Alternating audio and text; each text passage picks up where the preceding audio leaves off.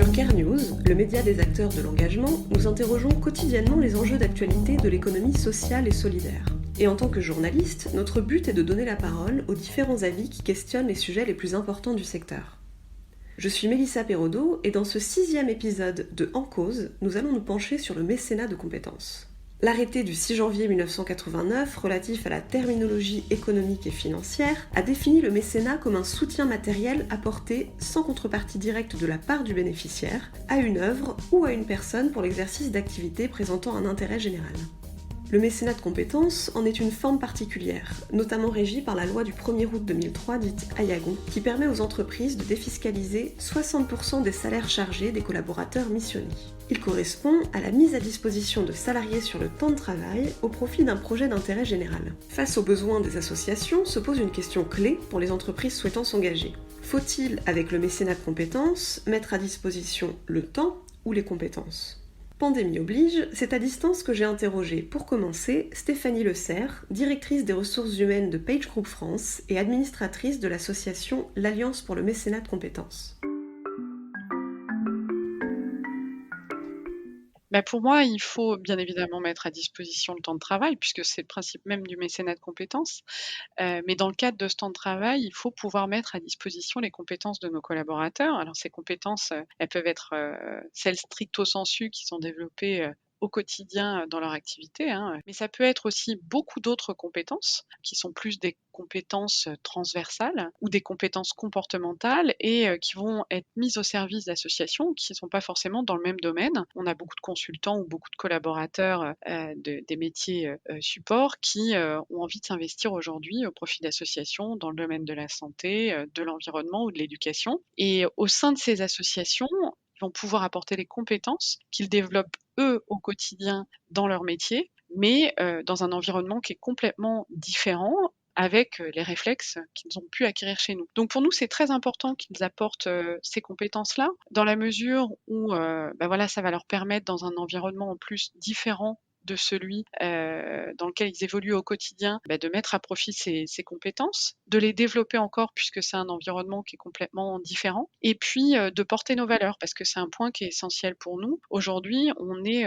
très heureux de pouvoir contribuer et de faire contribuer directement nos collaborateurs aux valeurs de solidarité qui nous sont chères. Ça fait partie vraiment de notre vision chez PageGroup et donc on souhaite vraiment qu'ils les incarnent, qu'ils les portent et que de fait, ces compétences qu'ils développent chez PageGroup soient mises au profit des associations. Donc oui, bien sûr, le mécénat de compétences, c'est donner du temps, mais j'ai envie de vous dire que c'est bien plus que ça, puisque c'est vraiment partager cette valeur ajoutée qu'on développe au quotidien chez nos collaborateurs avec un milieu associatif qui est riche en France, avec lequel on travaille nous beaucoup, et on est dans une relation vraiment gagnant-gagnant, puisque on va permettre à nos collaborateurs d'évoluer au sein de ces associations et d'apporter leurs compétences, mais ces compétences, ils vont aussi les renforcer, et puis ça va fortement renforcer leur sentiment d'appartenance à PageGroup, dans la mesure où on partage, on porte les mêmes valeurs, et puis ça va fortement développer la confiance avec le management et la reconnaissance de pouvoir les laisser dans leur quotidien et dans leur activité quotidienne donner ce temps aux associations.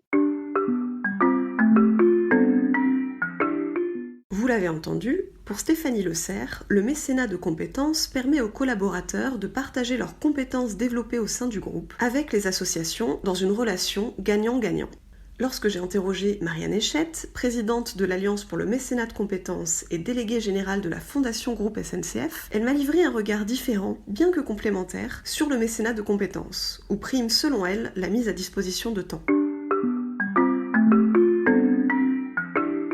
Le mécénat de compétences s'inscrit dans le cadre du mécénat d'entreprise. On parle bien sûr du temps de travail qu'accorde l'entreprise.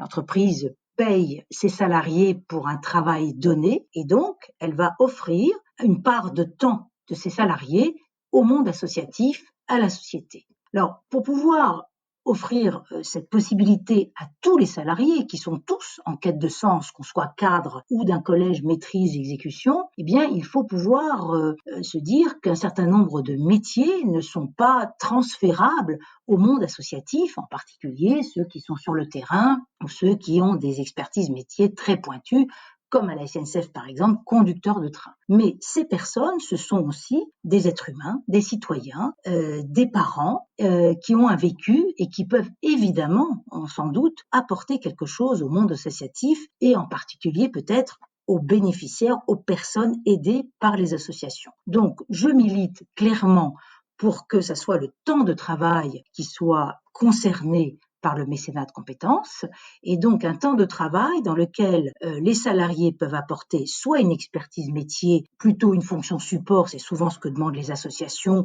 communication, comptabilité, juridique, stratégique, etc. Mais aussi toutes les missions de parrainage, de tutorat, d'accompagnement, on les appelle comme on veut selon les entreprises, de mentorat.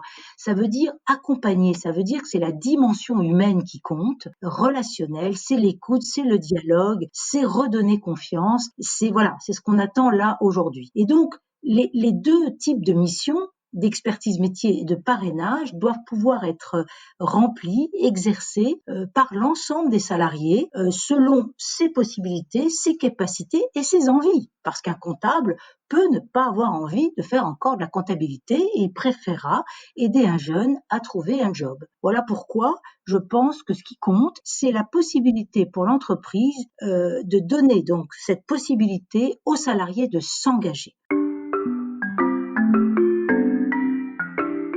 Alors, faut-il, avec le mécénat de compétences, mettre à disposition le temps ou les compétences ? Pour Stéphanie Le Cerf, le mécénat de compétences consiste à apporter aux associations une compétence qu'elles n'ont pas en interne, à partager la valeur ajoutée des collaborateurs du groupe. Marianne Echette a quant à elle insisté sur la dimension d'engagement du dispositif et nous a expliqué pourquoi elle militait pour qu'il s'agisse avant tout de donner du temps de travail.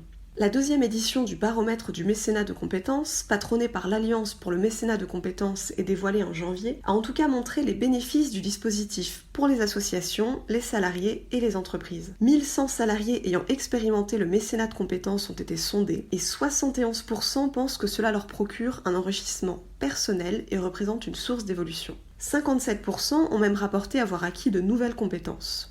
De leur côté, 83% des associations bénéficiaires interrogées déclarent que le mécénat de compétences joue aujourd'hui un rôle structurant dans leur organisation.